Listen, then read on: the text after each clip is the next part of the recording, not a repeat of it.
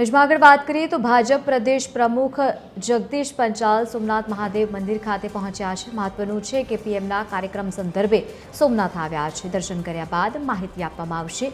તો બીજી તરફ મંત્રી અર્જુન મોઢવાડિયા અને સાથે જ પ્રદ્યુમન વાજા સાથે હાજર જોવા મળી રહ્યા છે। જીતુભાઈ વાઘાણી અને સાંસદ રાજેશ ચુડાસમા સહિતના અનેક નેતાઓ તેમની સાથે જોવા મળી રહ્યા છે।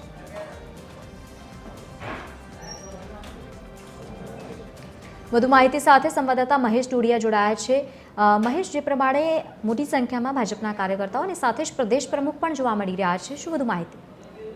જે લવલીન વાત કરવામાં આવે તો ભાજપના પ્રમુખ જગદીશ પંચાલ છે તે સોમનાથ પહોંચ્યા છે।